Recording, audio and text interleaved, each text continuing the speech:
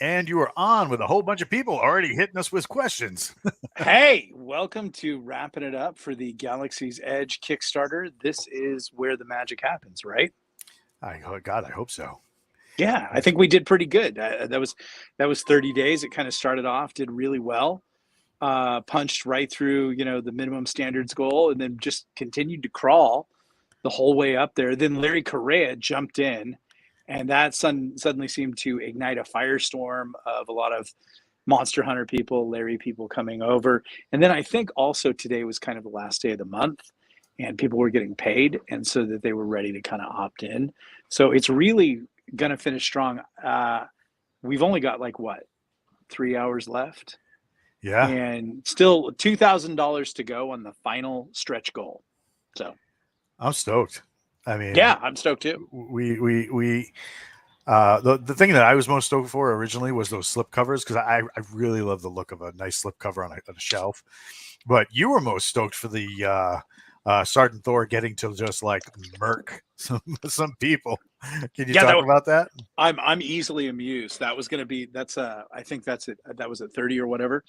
So basically, if you supported the Kickstarter, then you are going to get killed. Your fantasy name, character name, slang title, whatever, nickname, whatever it is, you're going to get killed, or you're going to do battle. I think some people might live against Sergeant Thor in a big giant novella that'll be in the anthology called Requiem for the Fallen. So if you've ever wanted to go up against Conan, this is your chance. And if you haven't subscribed yet, now's a great time to or got in on the Kickstarter. Now's a great time to do that. Absolutely. So right now we are looking at. Let me bring this screen over here, and through the magic of the interwebs, I can share what this looks like. There we go. So, like you said, we were doing very well. We're gonna go like so, and Yoink. you can see right now we're at 47,911. We got 3 hours to go, right? So, if you haven't checked out some of the awesomeness that is this last stretch goal, I would really like to kill that last stretch goal because that last stretch goal is the nerdiest possible cool thing ever, which is basically a director's cut of the first novel in which we will go through it play by play, a lot of the inside commentary, talk about monster tactics from like actual legit old school 2E, 1E, AD&D, D&D. We will not go into 3.5. There is no such thing as 5E.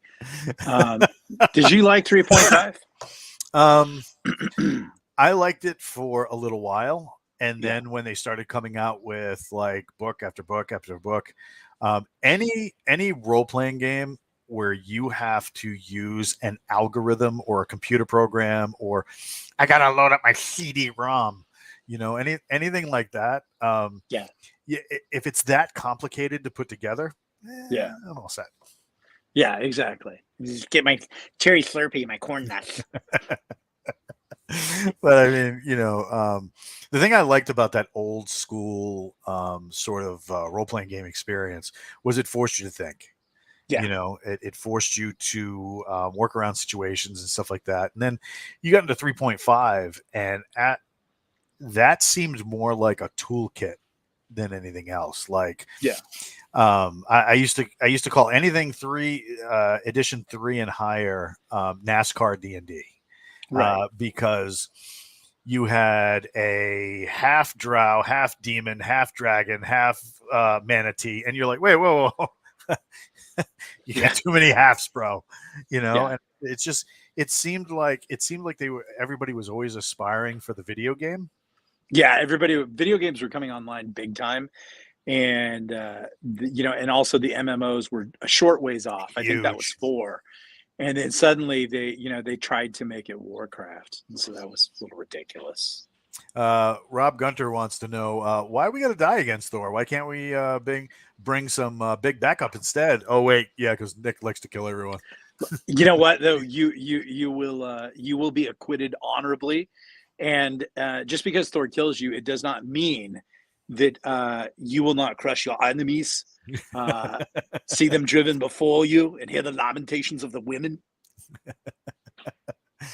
If you don't know what that is, just type in "Lamentations of the Women" on YouTube, and Listen, if you'll you either don't see know some what that weirdness. is, delete yourself from this stream.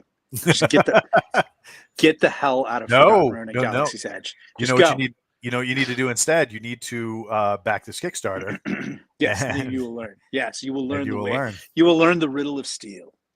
the riddle of steel. The riddle of steel. So, can you talk a little bit about what it was like when you first encountered Mark Lee, and then working with him for covers? You know, I encountered Mark Lee through you because you're like, hey, check out this guy doing all these awesome Ranger sketches.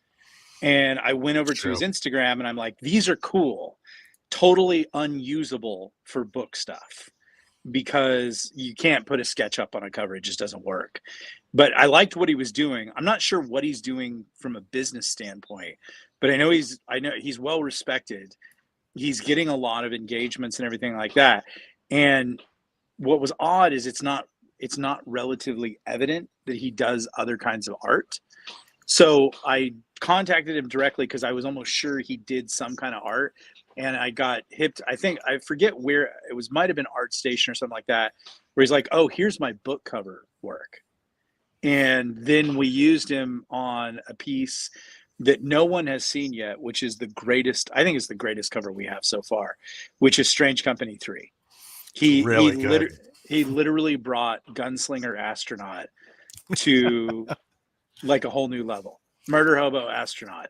When you see this, like, and we'll, you know, when we have a link where that's for sale, we will show you that, and you will love it, and you will agree with me. It is a all three covers for Strange Company have been fantastic, but I think this is actually the most superior.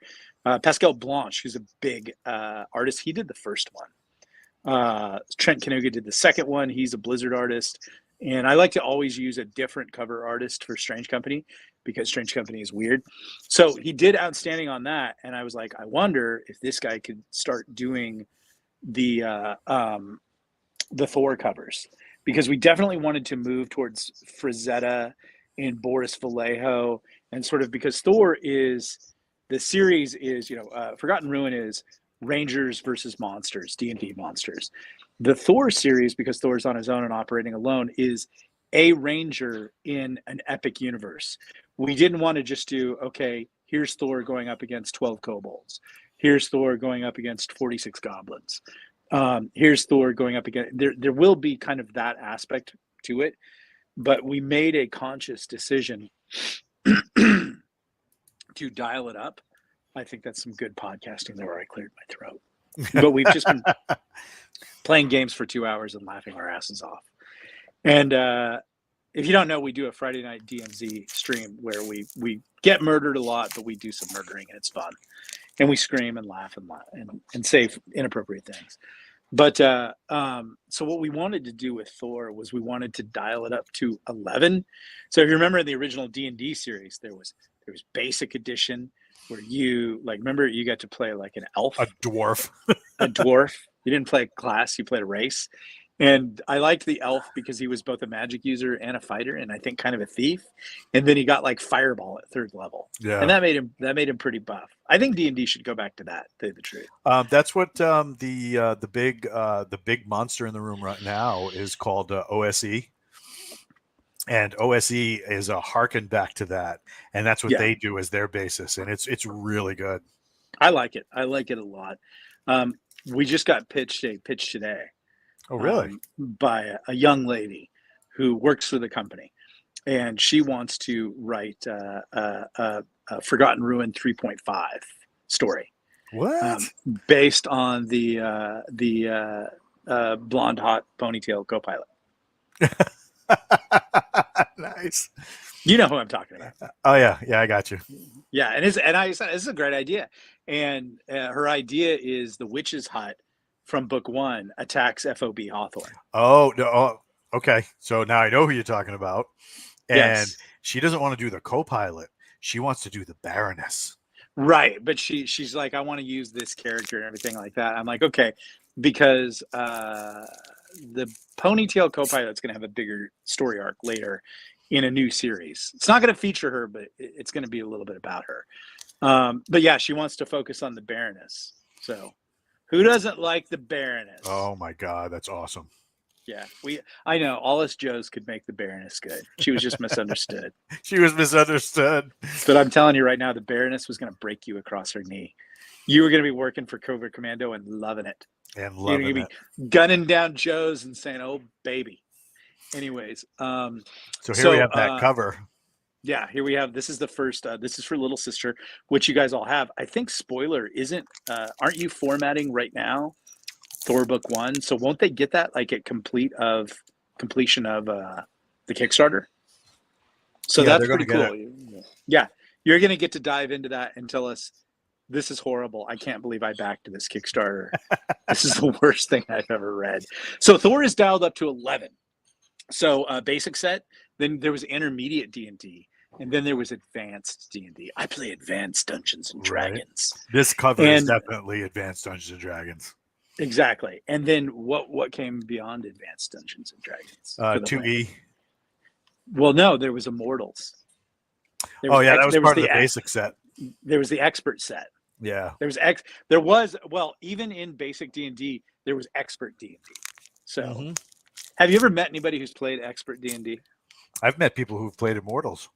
Yeah, I have not. And yeah, it's always the same kind of people. I played D&D for years with these sadistic autist Asperger math major college DMs who just wanted to kill kids, and I never made it past 7th level. With that, and I played for a long time. It was like make a new character should have been a T-shirt. Right. Yeah. So basically what Thor is we're playing at the expert and Immortals level. So you're going to see a lot of mythic content in Thor. I know. Calm thy breasts. You're thinking about Thor riding on a Pegasus or a unicorn. No, it's going to be a little bit more grim and real, but it is going to be on that epic level. You're going to see a lot more name stuff, a lot more bigger magic weapons and stuff like that. It will be going back to heroic D&D and more of like this sort of epic storytelling, whereas the range, Forgotten Ruin is fairly grimdark country, so it's much more gritty, much more real, much more visceral combat, unit to unit, army to army. Thor, we get into a bigger, grander sort of storytelling that I hope works. I'm not sure. So far, Little Sister was kind of a taste of that. If you didn't get that, if you haven't read that yet, I guess we could do a spoiler, or you could just opt out now. But it's basically Thor versus 3 sea giants and a named sea giant father, demigod, whatever you want to call it. And he does pretty well. And then in book 1, we continue Thor and his journey across the Sea of Riddles, and he gets shipwrecked on a mysterious island. So that'll be kind of cool. You'll be able to. I think you're going to be able to dig into that fairly shortly. Yeah, I'm stoked. I'm stoked to see what happens when Sergeant Thor gets off of these islands he keeps getting stuck into. Well, he reaches the City of Thieves. I'm so stoked. Shout out if you ever read Thieves World. It's kind of based on that. I think it'll be really interesting. He reaches the City of Thieves. He's already got kind of a companion. We won't ruin that for you. He gets involved in some intrigues. Book 3, he goes into the Eastern Wastes, which is a rifted area. So time kind of doesn't make sense there. So some interesting things are going to happen there. And then book 4, he reaches the City of Palms, way out in the sort of wastes, almost to the worm wastes, below Umnoth, where the Rangers are ultimately going in season 2 to smoke the Nether Sorcerer. And he fights a big bad dragon there, and there's a battle royale where a lot of characters, sort of like adventurers, hero types, are vying for the same prize. If you think the dragon and the murderous name level heroes are bad enough, he actually has to kill this guy called the Dreaming Sorcerer. So that'll be kind of fun. Yeah, that'll be fun. That's legit. I really like the Conan vibe of this. Like the R.A. Howard Conan vibe. Yeah. There's a lot of good. There's a lot of good, like really gritty pulp that occurs in these stories so far. Peter Nealon just showed up, and he was saying, "Huh, I heard the city of Thebes and wondered what had happened to Thebes in 12,000 years." But Rob was saying a little while ago, if I can find it again. Oh yeah, we went up. Hey, we made it. We're under 2,000 now. We can do it. We can do it. Let's give away a prize, and then talk about how anybody could upgrade at the last second if they wanted to. Let's skip to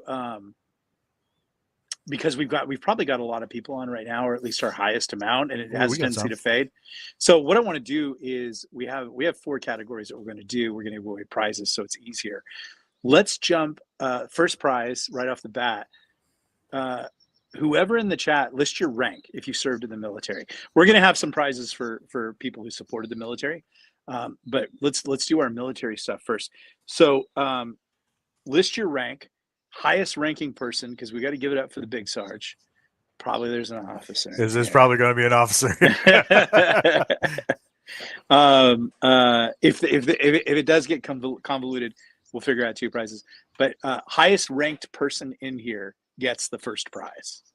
What's that prize? I don't know. You tell me. I can just go in order. Isn't there a prize list? Yeah. Let's start with the first one. Yeah. Well, the first one is a copy of the Forgotten Ruin role-playing game. Okay, cool. So I like that. A physical copy of that. There'll be some sergeant majors like, that's gay. Maybe we want to give that guy the hat.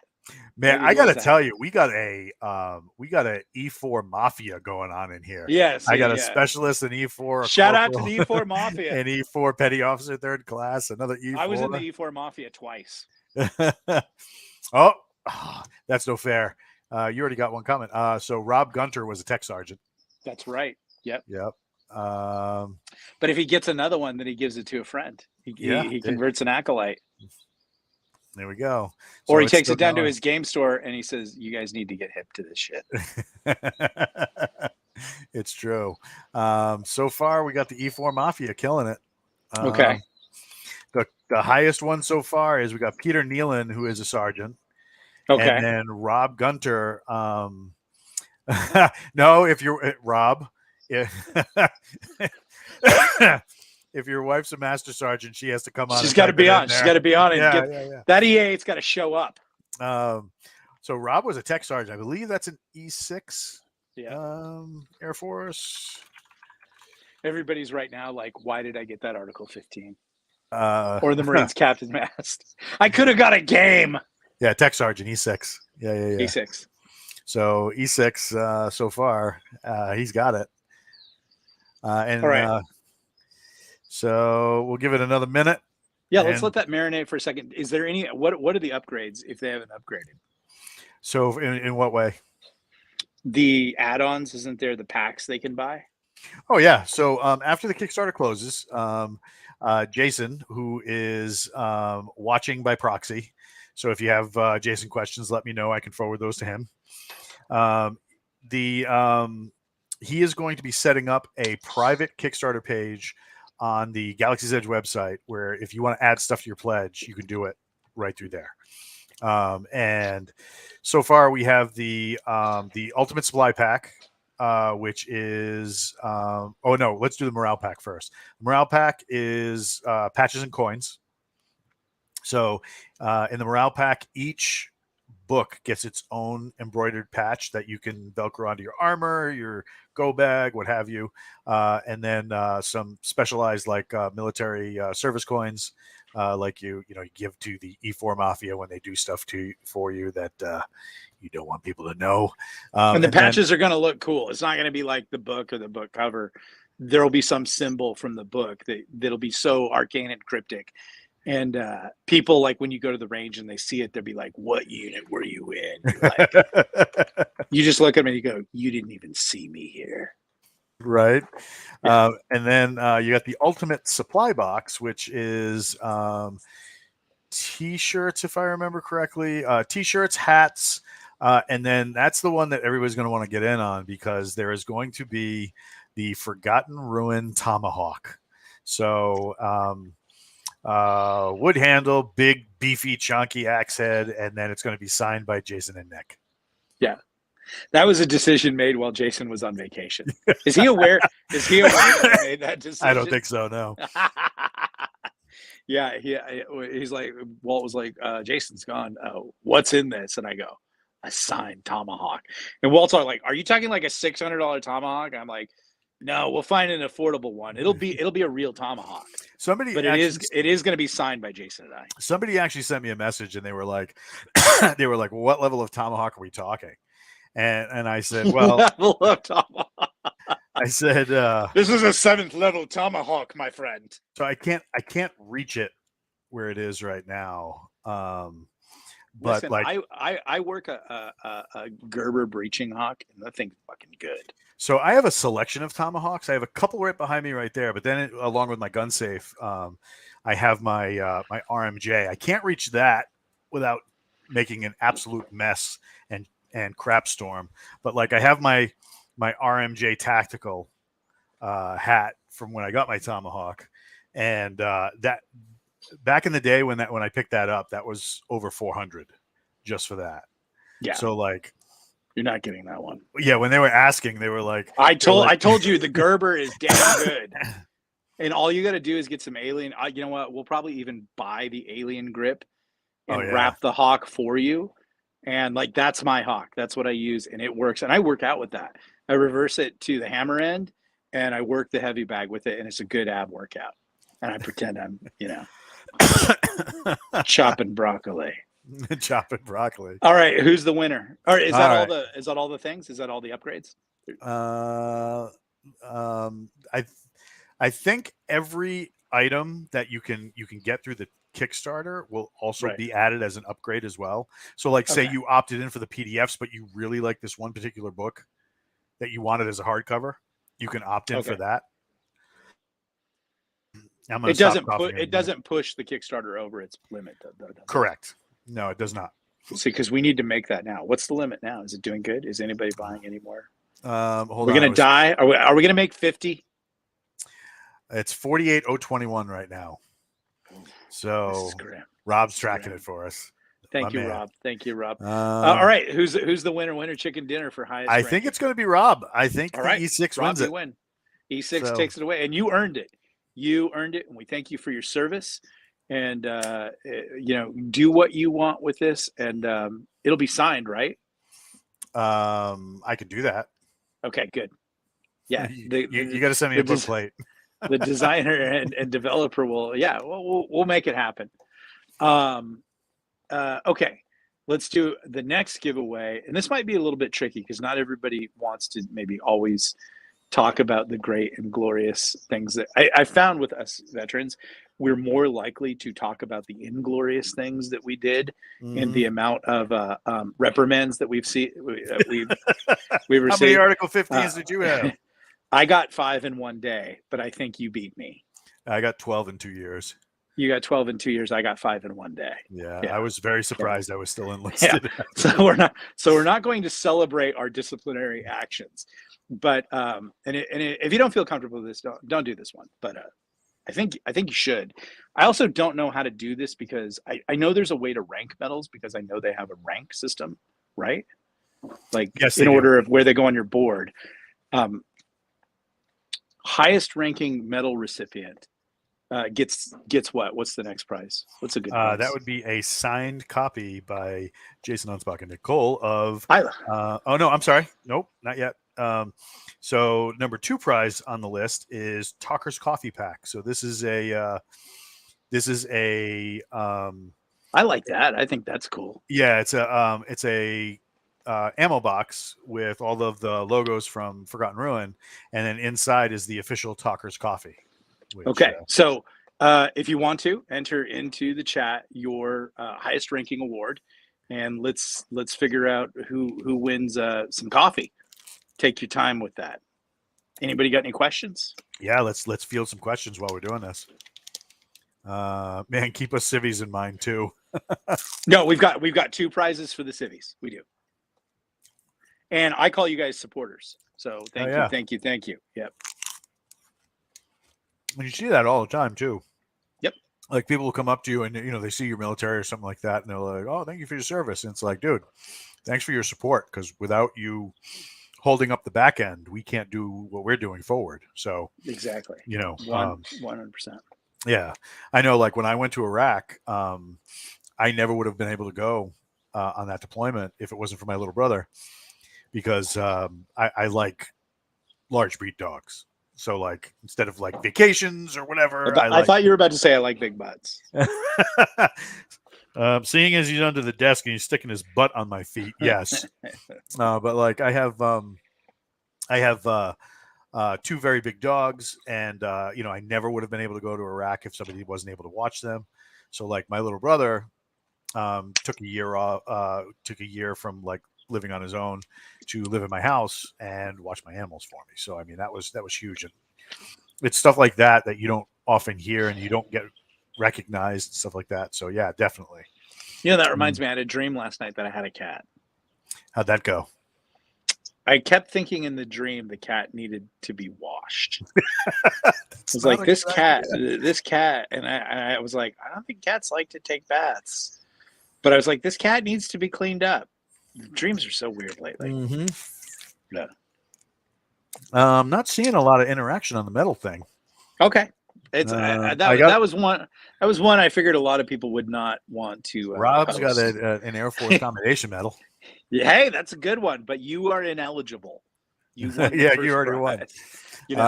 Kentucky Squirrel has a question about Mjolnir. Give it to me. There it is. Will we get to see why Mjolnir hasn't broken down yet? I assume there's a reason. There is a reason. It just as a spoiler, it is a legendary artifact, and it will eventually acquire most likely properties and attributes of its own, but it will continue to grind. So if you know what the actual translation of Mjolnir is, it means the grinder. And so yeah, Mjolnir's going to be a thing. Interesting, like a little bit of spoiler. He has had a pretty legendary artifact with him in the main series. He just didn't know it. Its properties begin to be revealed in book 1, and I thought that was a pretty interesting item. That's all I'll say. Yeah, I was surprised when that showed up the way it did. I was like, wait, what? Yeah. Well, it woke up book. because it got around something, and then it instantly said, "I can't deal with you," like with Thor. It said, "I got to work with you for a little while, but I can't deal with you. You're not pure enough."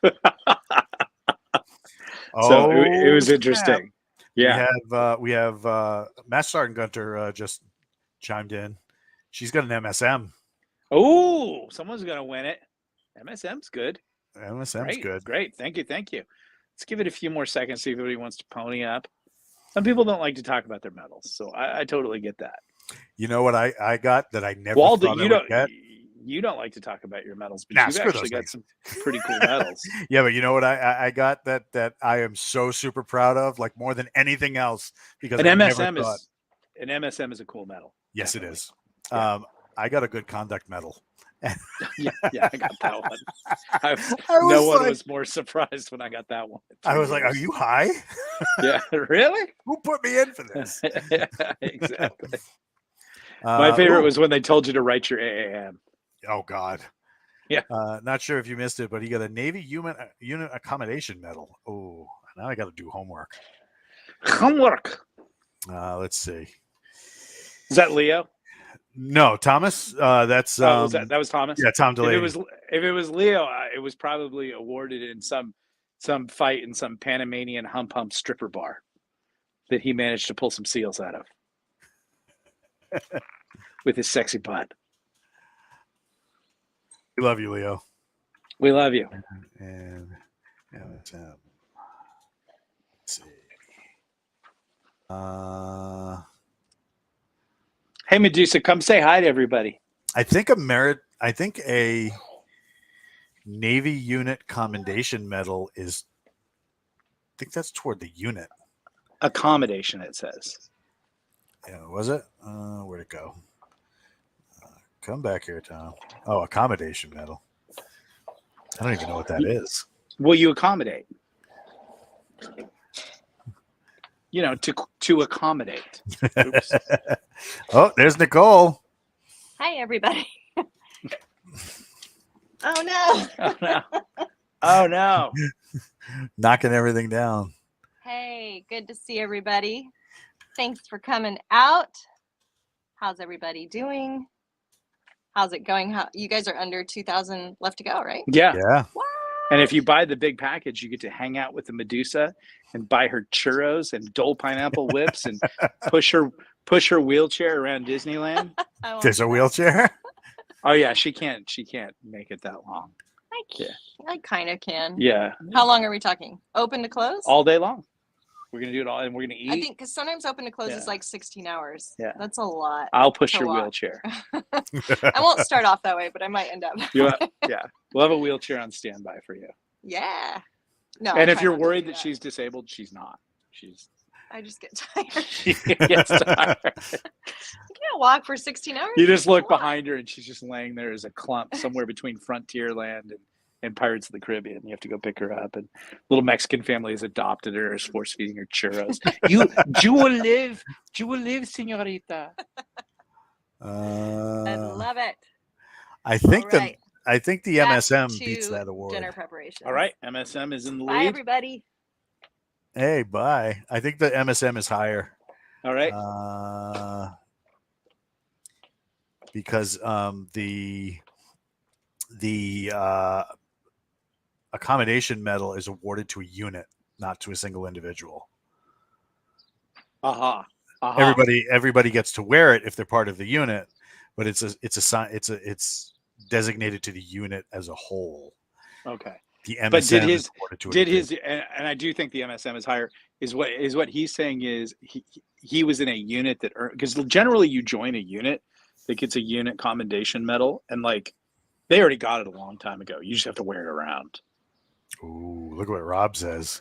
Ooh, 48,296, buddy. we're shaking and baking. Oh my goodness. Give me another question and then we'll write it out. If you've got a medal that beats an MSM, and I don't think you have. I think the E8 MSM, she could have gotten both prizes. It's true because of her Yeah. rank and stuff like that. Yeah, exactly. So yeah, if you got questions for Nick as he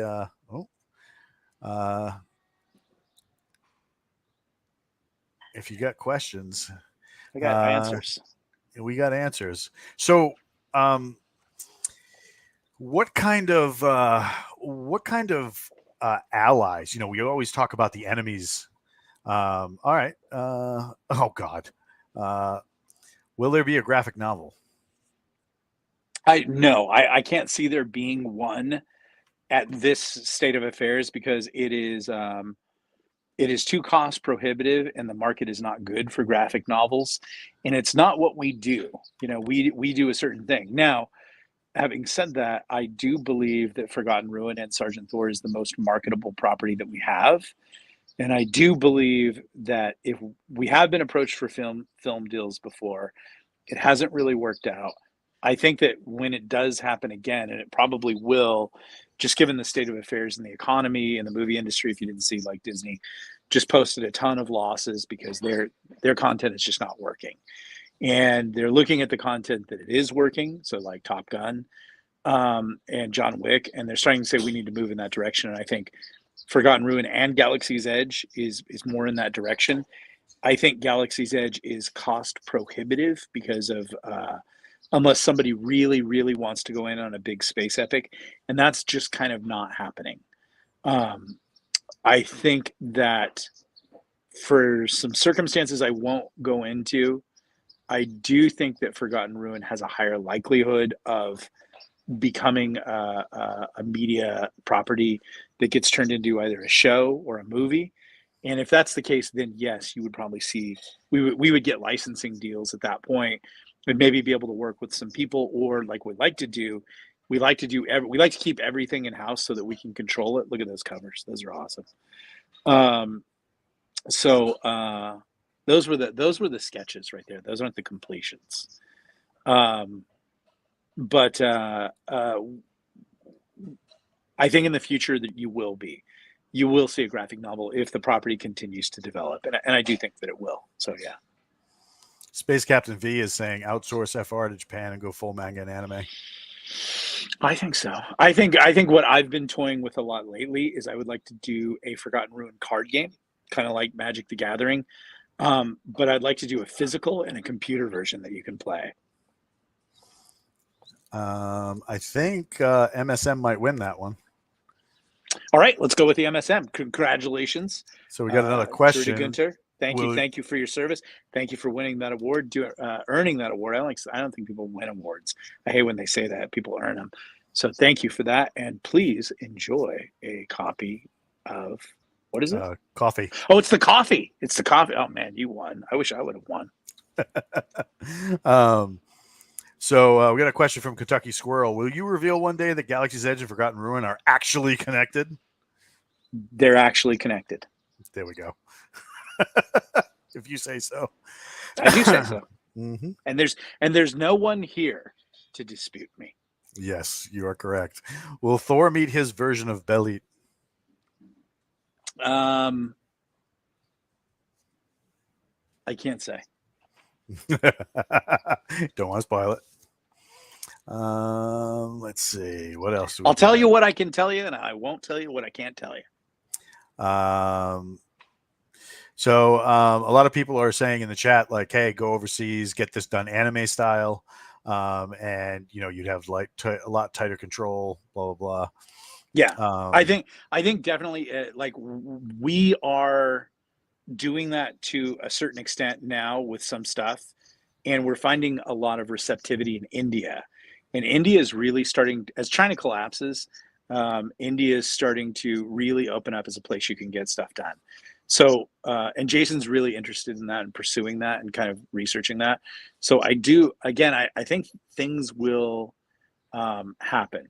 The things that we have to be careful of is the AI influence. Yeah. Because that's not going to happen for us. That's wrong, and it's a great way to get sued into oblivion and not have anything. So we have Thunderclaw's Antithesis, which is going to probably win the coolest screen name for today. Yes. Is it more the special effects and costume designs that are naming both properties cost prohibitive, or is it just it's hard to find good actors to play people like Kurtz, McRaven, Talker?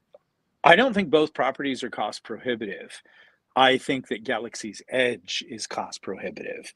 And I think it would be special effects that would make it cost prohibitive. Costumes aren't that big of a deal or anything like that. I think that the costs are going to go down because whoever is going to produce it and make it a movie, they're probably going to use an AI. And the AI is showing the ability to get things done fairly quickly and stuff like that. And at that point, it would kind of be out of my hands. But Jason and I have actually talked about doing a Galaxy's Edge short all on our own and financing it. And so that would be real. And everything that you would be seeing would be, real effects, real costumes, everything like that. Forgotten Ruin, I don't think is cost prohibitive. I think that you just need Rangers and Ranger gear. You need to put them through a little boot camp to teach them how to Ranger. And then you get a bunch of dudes in orc armor.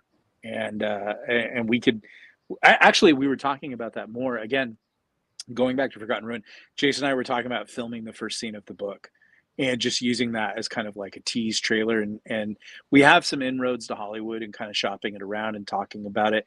Jason's passion is movie making and script writing. So I think that's something that you could see. But I actually think that Forgotten Ruin could be done very cheaply. It might not look like the greatest thing in the world, but the kids that we've talked with and had meetings and film stuff and everything like that, they're very creative. So I think we could do something really, really, really interesting. Yeah. I wouldn't even be opposed to going back and doing rotoscope and animating over that. I think that'd be vintage cool throwback. Like they used to do with Fire and Ice. Yeah, Ralph Bakshi, and that was a Frazetta property. Yes, it was. Leo is saying FR is meant for anime. So we have 2 more giveaways. If my cat will get off the desk, we have 2 more giveaways. So the next giveaway, let's see what we got here. So right now we're looking at the Kickstarter. We're going to hit that magic F5 button. Oh, we just went up 10 more bucks. Hey, So we will that's $10 closer. crawl across that finish line at 9 o'clock. Hell yeah. So the next one is a signed Forgotten Ruin hardcover. A signed Forgotten Ruin hardcover. That's a good one. And what was the question for that one? Oh, I don't know. I'm just right shotgun. Wait. It's gonna be. You said you're gonna be civilian centric for these next 2. Okay, didn't I have like 4 categories in that? I can't look at my phone because I'm using it, but in the thing that we use to talk to each other, I don't Gotcha. know what that's called. Didn't I put in there like these will be the 4 I 4 would say questions? I'm One was for like highest award, one was highest military, and then I had 2 other things. Oh, it was a who knows? I'll say it right now. Oh yeah, that's right. So Talker. okay, everybody get ready, because the first one to answer gets it. Okay, what is Talker's real name? Ooh. Last name, real last name. Sparky. What was the name of Talker's first girlfriend's 3rd cousin on her mother's side? With big prizes. That's awesome. Shout out if you know what video game that comes from. Oh, Big Red. Big Red. Here we go. He nailed it. Big Red, you got it. Who is Big Red? Some of the So let's see. We got Walker. He came in just after. Okay. Turner. This is my favorite. Chungo. That's Chungo's. He always calls himself Chungo. Oh my God, that's great. Big Red, tell us about yourself if you don't mind a little bit, boss. Yeah, and what you need to do is send me a note, walt@wargatebooks.com. Real name, because we know Rob and Sharita. They're our friends, and we got to hang out with them in Vegas. We did. So Big Red, send me a note, walt@wargatebooks.com, so we can get that prize pack moving. At a Vegas cocktail waitress's fantasy lounge with smoking pools of water and big fruity drinks. That was legit. You ate like a pile of food that morning. I did. You're like, I want the honcho. And I was like, damn, is he going to eat all that food? And he did. He ate all that food, and then he ran a game of Forgotten Ruin, probably one of the best epic games. It was all laid out. Like there was terrain. It was great. That game was crazy. Yeah, that was a cool game. So yeah, send me that note so that. Oh, okay. All right. Yeah, I know you. Yep. I'll hit you up, bro. Prison address. Nah, APO. Okay. Same. We actually had somebody on the Kickstarter reach out to me today and was like, I'm deployed. Send my stuff. Send my stuff. No, we can't send it to Africa. But yeah, we have some cool plans going on for Sergeant Thor. So you got City of Thieves, and then what happens after the City of Thieves? So that would be book 3, I believe, right? Book 3, he goes into the Eastern Wastes, and that's a time-rifted area. And I'll just give spoiler because you'll probably be able to read the back of the book. He goes onto the Plane of Fire. If you know anything about that, Walt, tell us about the Plane of Fire, Walt. You mean? Did you ever adventure onto the Plane of Fire in D&D? No, that would suck. Well, it's not on fire. So you tell us about the Plane of Fire. The Plane of Fire is where all the djinns come from. Yes. It's basically like Saudi Arabia on like the hottest, worst possible day. Sure. And it's where all the fire afrits and jinns. So he goes to the Plane of Fire and gets involved in a war between some factions in there. So that's legit. Yeah, it's going to be cool. I get to experience that alongside the reader. And how about book 4? Like book 4, I said he's got to go croak the dreaming sorcerer. He's got to deal with a big dragon and a big battle royale of all the named sort of like, I am Prometheus of the great blue jade monk level 6. All those guys. They got the big awards on it. The magic glowing sword, like when you log into World of Warcraft and like everybody's an epic. Everybody has weird armor and glowing and stuff like that. It'll be cooler than that, but basically it's everybody fighting for the big prizes. But there's an arc that's been running through all 4 books that's very subtle, and then that arc comes to fruition in that 4th book, and then after that we'll move to the anthology. And then if it's been well received by everybody and the publisher, which is the audiobook publisher, which is Podium, loves the series and they've seen profits from it, then they will order more books based on this series. So if you do like it, a little thing that you can do is go over to Podium's website and fill out a comment store thing, or send them an email.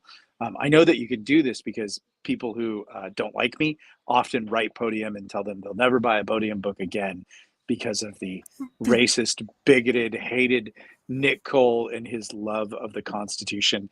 And we got a letter the other day that said, can you assure me that Nick Cole will use proper pronouns for the rest? And they don't mean like proper usage of pronouns, but like PC pronouns for the rest of the books. Otherwise, I can no longer continue to read your books. And we're like, no, we can't do that. We're just gonna call it the dude's he and the chick's her, and you're just gonna have to grow up. You're gonna have to come out of your little jammies, not be fetal, or this is not for you. And there is a wide world of products for you to go enjoy yourself. But you can also write Podium to tell them how much you love these books and that you would like them to make sure that there are more books in the Sergeant Thor series. Honestly, it's like Tyrus Rex. There could be like 57 books in this series. You can write, like, the Thor books are so much fun to write. They're just pure pulp, a lot of fun. And here's what I think. Like, if you're a D&D player, I think what you'll really like about the Thor books is they're heavy on lore dump. Heavy. Like you're about to learn a ton about Forgotten Ruin that you didn't know about. And there's a lot, like it's very lore and world building. And even in book 2, we put a passage in there at the very beginning that says, this is the story of a heroic, legendary adventurer, but it's also, like many stories, the stories of a place. And because places have stories. And so that's the cool thing about the City of Thieves is like every few chapters, there's just a huge lore dump on the City of Thieves and something that you didn't know about it, anything like that. And I feel like if you are a Forgotten Ruin gamer, this is going to vastly enrich, and you can do whatever you want with your campaign or whatever.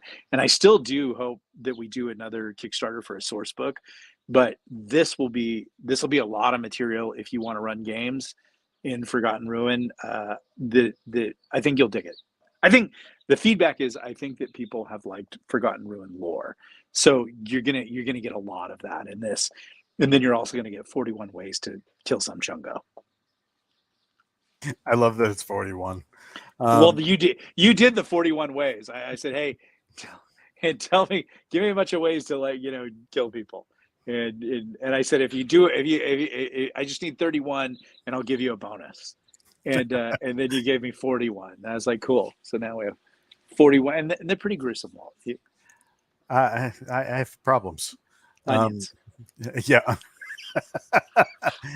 Hey, Nick, look at that number up on the screen right there.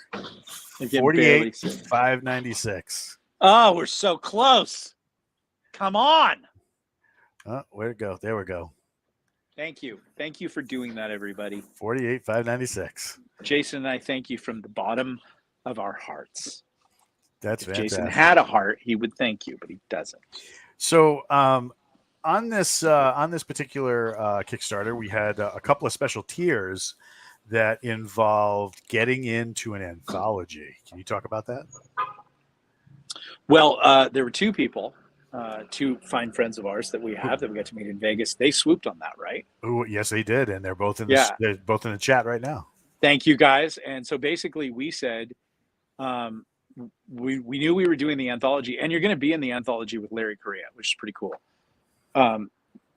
Might be a few other big name authors in there too. Might just be us. But we said, we think that some people, when we always hang out with people or we get back channel, they're always like, oh, I have a story I want to tell and I want to do this. So we said, well, why don't we make this like something that people can do? Like if you want to come in at this tier level, then you can subscribe and we will make a way for you to have a story. You can either write it and we'll just edit it, or you can write it with us and we'll polish it up and help you. And I think it'll be actually kind of like a mini writing course. Not hard or anything like that, more fun. Everything we do is fun. If it's not fun, we're not doing it. That's kind of a motto of mine. But if you can't do it and you just have a great idea, then we'll do it for you. But we had to operate that some people just had an idea and they weren't going to write the story and everything like that, and they were going to have to do all the writing. So we said, oh, well, let's just go in at 2. Let's have 2 ones at this tier. And so we did, and I think those were gone in 30 seconds. We should have had more, but yeah, they went fast. Yeah, they were gone in 30 seconds. And then there's the anthology, and like I said, Larry Cray is going to be in that. A couple other people are going to be in that. Walt's going to be in that. Jason's going to be in that. I'm going to be in that. It's going to be great. That's fantastic. Yeah, and Larry, like you were saying earlier, really came through and did a rock star video for us. That was a great video. Yeah, just getting out there, dropping a couple of pieces of lead onto some steel, and then or paper rather, and then it was really, really cool to see that. Rob was just saying 40 just went up again, so we're getting there. We're getting there. We could possibly see 50. Don't make me have to pull out my credit card at the last second to get it over. I have to buy my own books to push it over. Oh my God, that's fantastic. I know, exactly. Hey, let's do the last prize. One more giveaway, and that giveaway is I got it right here, a Be Meaner Than It multicam hat. I think I have one over here. Yes, I do. So I believe it's this hat right here. It's got the Ted Lehman leather. I don't know if you can see that, if I can get that to focus. Be Meaner Than It skull stacker logo on it. It's actually a pretty nice hat. It's actually a pretty nice hat. So we got was Thor inspired by an M60 gunner surfer with blonde hair and a beard from a mythical special ops team from the 80s who opposed the Baroness? I believe so, yes. Will we see Marines pop up in the ruin? Yes, you will. There you go. And until you're waiting for that, Pete Nealon is also in the chat. Go chase his books. Yeah, exactly. And he just finished a really cool book for us in the Galaxy's Edge series. Yes, he did. I'm actually like QCing it right now. It's really good. It's really good. And if you like Strange Company, you'll be into this as well. I think that if another writer doesn't come along to pitch me sort of like an Orcs versus Marines Helm's Deep battle, which is just nothing but bloodshed and slaughter and Marines doing Marine shit, that I'll write that myself. So Chris Wilson wants to know, what about U.S. Air Force F-15 avionics techs? I think that you're going to see U.S. Air Force A-10 techs when we get to the worm wastes. And don't forget, if you go to Forgotten Ruin Book 7, there is an Air Force crew that is assembled that does a pretty substantial rescue in that book. For those of us getting in on this anthology, does it include the hardbacks and the Tomahawk? Now, what do you mean getting on it? I think the hardbacks on the Tomahawk are an upgrade, or there was some way that you could have it. Yeah. You would get, if you. Well, I won't. Yeah, I mean, you could get it, sure. And Rob, if you really need a Tomahawk that badly, I will send you one of mine. We will make that happen for you, boss. They're saying A10 go. Brr. Yes, sir. I think A10 go Bert versus an ancient huge red dragon and its brood is going to be pretty funny. Yep. Are we going to see the Delta Kings? Eric Johnson wants to know. I believe that is Walt Robillard country. You heard it here, and somebody else heard it in Vegas. Don't you like that you get these answers? You know, like you talk to authors or people and they're all, we'll see. I don't know. I just like, yes, no, Walt, blue, blah, lee. I give you the answers, or I don't give you the answers. So they want to know, is Cluedmore going to appear again? I don't have any plans for Cluedmore to appear again, but I don't know. He's out there. He's a figure. I don't know. I that is the oddest question I would have never expected. Pete Nealon, OPSEC Nick. That's like somebody saying like, oh, you know, like, do you want raisin paste on your taco? And I'm like, I'm intrigued, but why would you say that? But why would you say that? What were the chain of events that made you arrive at raisin paste on a taco? and did the baker send you? You know, and then I'm probably into CIA shit at that point with code words. And, you know, speaking of CIA shit, Stephen Shaw wants to know, is Talker ever going to use his wishes? You know, the wish thing is a fun thing. I think that if you go back over to old school D&D, where we played with James Ward, and we played with a very excellent DM also as a player, and his name's Andrew Perry, and he runs a really big, full-on, like, Cadillac legit guild gaming experience called the Warp Guild, and I think it's pretty. I don't know. What did you think about that? Well, it's a pretty crazy experience. They're really they're hardcore legit. Yeah. And they're all like, they support it. Like that was and he's invited us to come over and hang out and be into it. But I think between James and Andrew, I kind of got schooled in a master class of what old school D&D meant by wishes. And it's not necessary, and that helped. That was good. That helped modify and really get back to the origin story of wishes.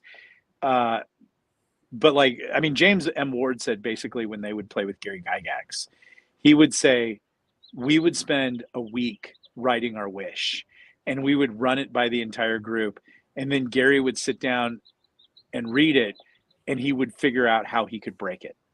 And that there was no like, oh, that's not fair, or you're being a mean DM. That was the standard. And then they would hold you to the letter of that. And these were guys that, like, I mean, if you've ever go back and watch those Jim Ward streams, they're kind of nutty. But the way that they played D&D, I don't know how to explain it, but it was crazy. Like, I mean, it was like a science experiment. And they were doing all kinds of nutty stuff, just things you would never ever think of, you know. And they were just all like high functioning nerd brains like that. And so the wish thing was really interesting. And so circling back around to Talker and his wishes, it's kind of like what, you know, the Djinn says to him in books 7 and 6, like, it ain't what you think it is. You know, it's you're playing with fire here, and I'll do whatever you want, but I'm telling you, you could destroy the entire universe with a wish. And that's the sort of, you know, not to ruin it for people, but that's the big struggle in book 7, because Talker wants what he wants. He wants to make things what he thinks are right. And the Djinn is warning him, like, if you do this, you will jack everything up. And someone who knows whatever, you know, they offered Talker a glimpse that changed Talker's desire to use that wish. And I think that was an effective use of it. But he still has the 2 wishes, and, you know, he could use them, and he could, you know, I think I'm kind of afraid to write it because I'm going to break it like Gary did. If I write what Talker is, I'm not going to Mary Sue it. I'm going to try to ruin it for Talker, because that's my job as a writer. My job is to think up every awful thing that I can do to Talker and the Rangers. And then when I've run out of things to do, that's the end of the book. I'm not there to make them superheroes who leap up and knock out 6 Navy SEALs, you know, with a spandex kick. You know, this is the, I think the reason we all enjoy it, because it's ridiculous. It's people with modern weapons fighting magic monsters. that is ridiculous. That is silly. And I don't want it to be silly. I was an actor in Hollywood, and I studied with the Groundlings. So if you know the Groundlings, that's most of the people on Saturday Night Live are on the Groundlings. Will Ferrell was a Groundling. Chris Kattan, Lisa Kudrow, Phil Hartman, lots of famous. Flo from the Progressive commercial was a Groundling, and they had a different style towards what you would call comedy. They weren't doing comedy; they were improvising characters. That was their big thing. And what they said is the moment that you tell a joke in the improv's over. And they said the comedy comes when you play it seriously, no matter how ridiculous it is. So when you look at kind of the way Will Ferrell does things, he's very super serious in what are often ridiculous characters. So I kind of applied that to my writing, and I think it's a good way to write the fantastic, to play it as though it's completely true. And so and I think it's been effective, and I think it's worked. But when we get to those wishes, that is as dangerous as it gets, because I'll end that series if he screws up that wish. Absolutely. Going back to the streams about that we did with James Ward, Night of Barsoom said, "I love those streams. They got me through 2020. They'll always have a special place in my heart." James Ward is a national treasure. He is a great guy. We love him. They're fascinating dungeons. He actually took us through original recipe Greyhawk, as intended by Gary Gygax. An interesting thing that he told me later. I don't care if anybody knows. But there's a whole war over the Greyhawk dungeon thing legally. And people claim to have the notes and everything like that. Well, he actually had access to Gary's raw data and raw material, and he got some time with it. And so he basically kind of ran us through what his memories of that were. And also as a player, the stories were like worth it just to listen to. Oh, then we did this thing and that thing. It was literally like doing Dungeons and Dragons archaeology. And I thought it was a gift to be able to play the raw source material for just a moment. And I really, really dug that. I kind of wish I could kidnap James Ward and just him and I play D&D all day long, but that would get in the way of my freedom. So we got that last giveaway for the hat. All right. What's it What going do to you be? got? Wasn't that in the questions I posted? Let's say I had, it's in that chat with Jason and you and I. Yes. I can't look it up on my phone. I can't remember if it's in the... It's in the Kickstarter. It's all right, because I looked at that one and it's not there. It's not there. So, or either that or I'm passing it. It was. I said there's 4 things. I said blah blah blah, blah blah blah, blah blah blah. Walker, and then okay now. Oh, here we go. It's kind of Galaxy's Edge. It's a Galaxy's Edge one, right? First one. Oh yeah, I've got it. I remember it now. Yep, Hogus. Okay, get ready. First one. What is the name of Captain Hogus's ship? First one to put it in wins. There's a reason I'm using that for Thor. Did you just figure it out? Yeah. Did you just figure it out? Yeah. Yeah, because you went with the original name versus the name of what it was changed to. Jason made me change the name. Do you know the name it was changed to? I do. Okay. So I'm watching. Oh, Night of Barsoom. He's got it. The Viridian Cyclops. Wait till you see the original name that ends up in Forgotten Ruin. You'll see it in book 1. It's the name of the pirate galley. And that was the original name that I wrote. And Jason said, I don't think you should call a ship this name. We're trying to be family friendly. Thor's not. I don't think Thor's not that family friendly. I think it's super violent. Yes. Yeah. Sparky, I won't post it here so that I'm not. There's some nice descriptions of the beauty of women and how awesome they are. Oh God, that's Rock Powers' ship. Rock Powers.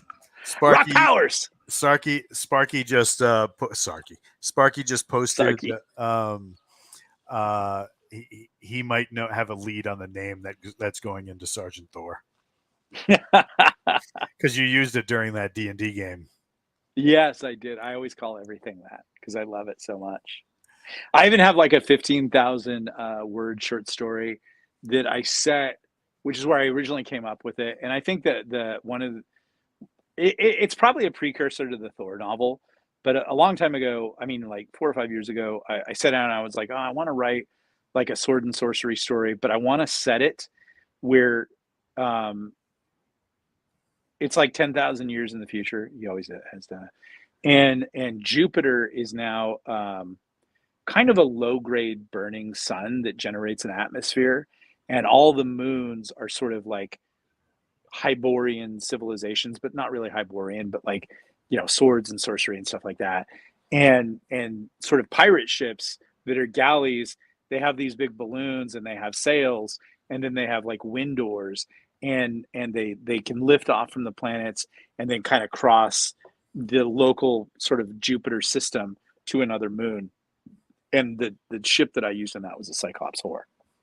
Right on. Yeah. So we are at the top of the hour. That's it. That's it, folks. Right here we have the Sergeant Thor numbers. So we got 2 hours to go. We're at 48,636. So if you know somebody who would be into this, yes, and would benefit from having Sergeant Thor on their shelf, in their brain, always seeking that edge. Cooey Benny. You need to cue them into this and get them going. So that way Nick doesn't have to pay for his own books to get to that last stretch goal. So stretch goal we have is the additional content. This would be an indexed author commentary. So kind of like DVD extra on what, like, this is what I thought when I wrote this part. And it's going to look like an old school field manual. Oh, that's it. And it's going to have like the comments from people like Walt is a reader, beta reader. The editor is really funny. David Gatewood, he says a lot of really hilarious things. He makes fun of us such as scripts. I can't remember, but it is funny. He has a really dry sense of humor. So you might enjoy some of that feedback, and then just us discussing things. I think it's really worthwhile. Someone, I posted on Twitter, and they're like, "Why do they need $15,000 to do this?" And it's like, well, you have to understand, printing is not cheap. Printing's not cheap, but also like Jason and I's day rate for writing is $1,000, only because like basically like that's what people pay us to write. So like to do a extended commentary like this, we would have to say, no, Podium, we can't work on this novel right now. They're like, yeah, but we're paying you $1,000 a day effectively to work on this novel. And we're like, no, we've got to fulfill this. So like we have to build that cost, and we have to keep, because otherwise we can't pay our families. We can't pay the editors. We can't pay the cover artists. We can't pay the chief operations officer, which is Walt. We can't pay the formatter, which is Walt. That's another guy sometimes. Like we have almost a lot of guys named Walt. Yeah, a lot of like Walt has like 3 positions, but we have almost like 12 employees. And then we have all the authors that like we produce their books, and we have to pay to do the audio recordings because we haven't arrived yet at, we have a little bit, but I think in the audiobook industry, the audiobook producers are paring back on the boom of buying every writer out there, their audiobook, that's over. And now like we have a really good deal because we've consistently made money for them. So what we're trying to do is say, okay, we're going to produce people, and then they should get audiobook deals through us. And that balloon hasn't necessarily sailed yet. I think it will this year or next, but we want to still, if we do their book, we still want to do an audiobook version. And that's going to cost us like $12,000 to $15,000 just to do that. So everything costs money. When someone goes like, I need that, well, we could do it for free and then starve to death. And then we wouldn't be able to do it that long because our wives would tell us to go get jobs. So we got a weird question in the chat. Sure. I got a weird answer, probably. Any plans for a Spanish-speaking market? My wife translates books. Shoot us an email to Walt. We just went into the German market with everything, and I think it's doing well. But my heart is in Mexico and Spain and Portugal. My and heart Guatemala is in tacos, and so. Honduras. Yeah, my heart's in tacos, but not to be cliche about that. But yeah, we would love to talk to her because we're already in the translation business. And I think Spanish is way more effective than just the language that I happen to have been a linguist in, which is German. Ich spreche Deutsch. Señor, dime un email, walt@wargatebooks.com, por favor. Cuando es bien de ti, and then we'll go from there. So let's see. Sparky is saying I can do a translation for the hillbilly market. Sold. Rob is saying, are you able to share what add-ons will cost so that people can pre-plan additional pledge amounts in the Kickstarter, so forth and so on? That's going to all be run through the website once the Kickstarter closes. But if you look at your pledge now and go into the add-ons for your pledge, you can see like all the costs for everything that's there. So you won't have to be surprised. Let's see. Disneyland. I already gave it to you.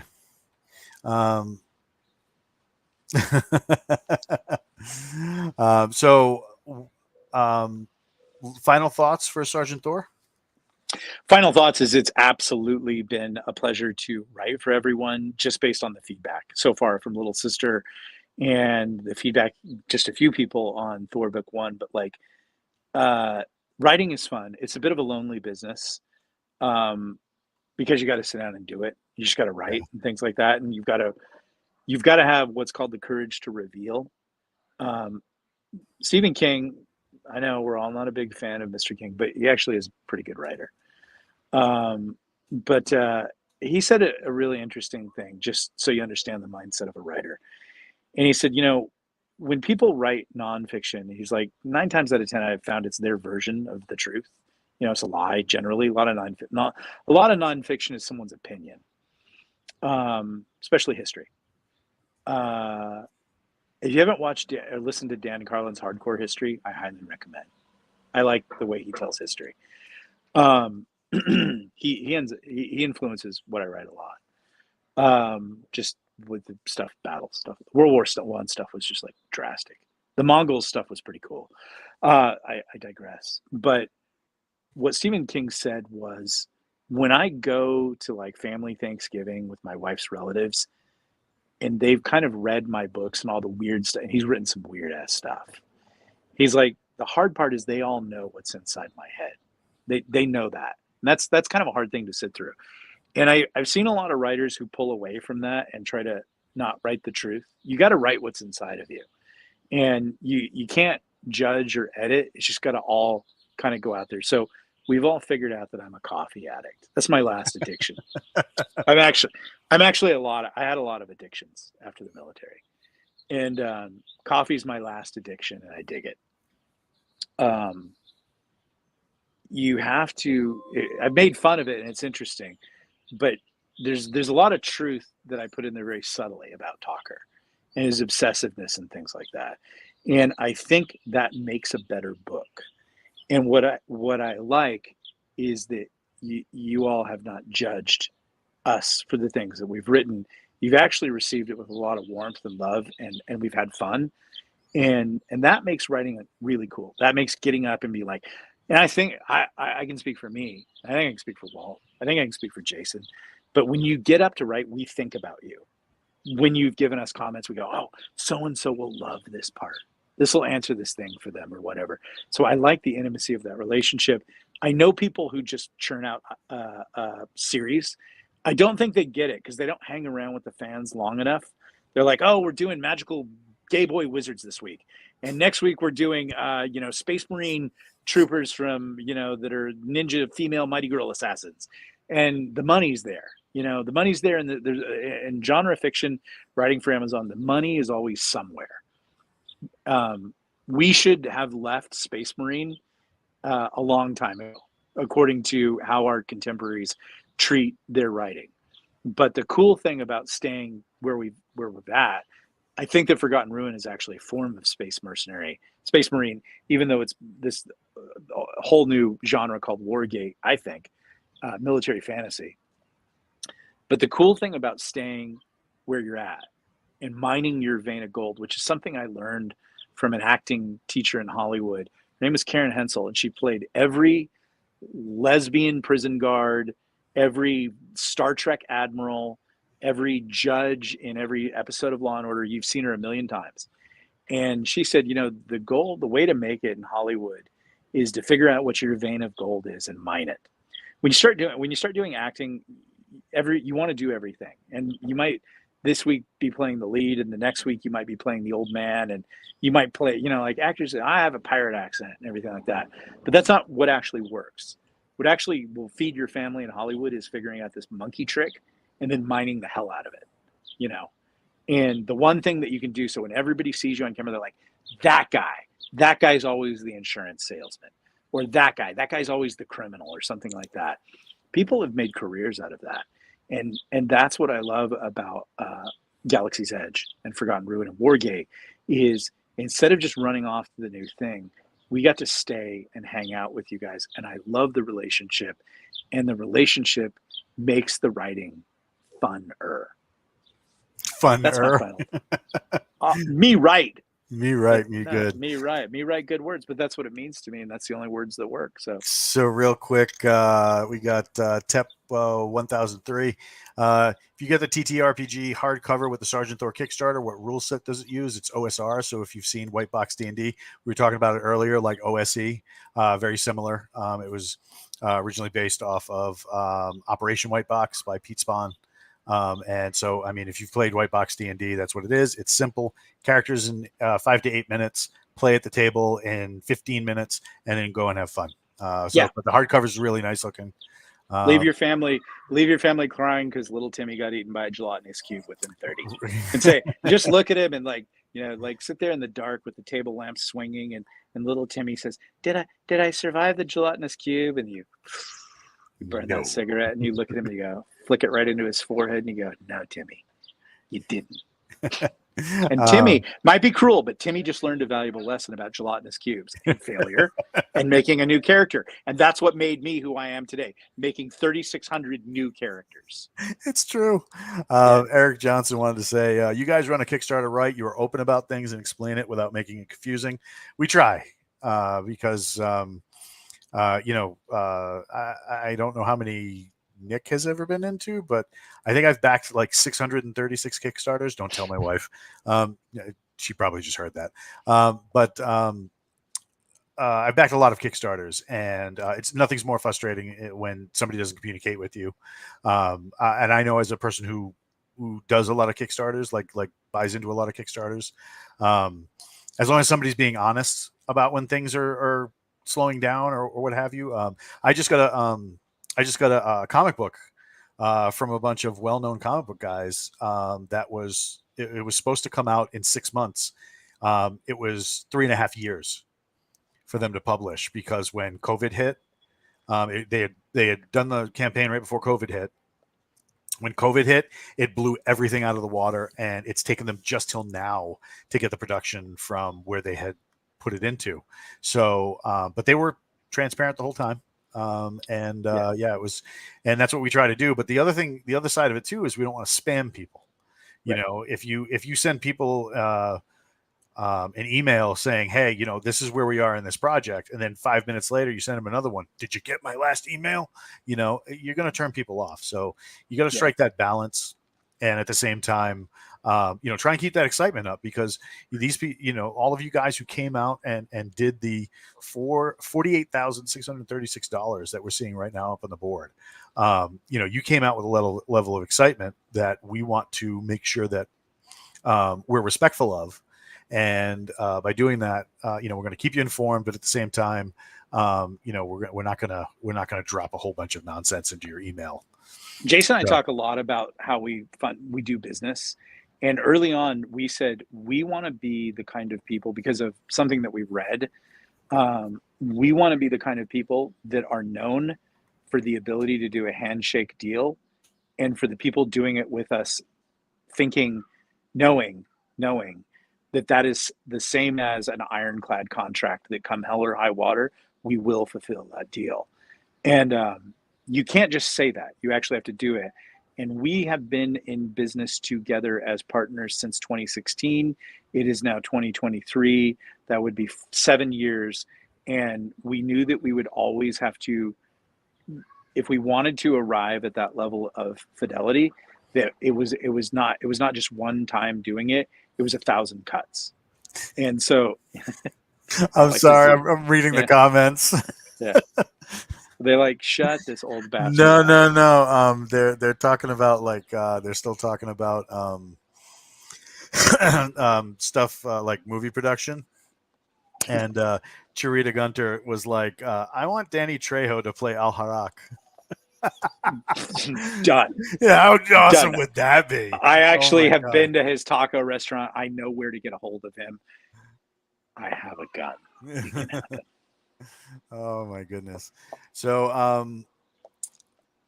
so what final, as we close the shop, I'm sorry, I'm reading these comments and you guys are awesome.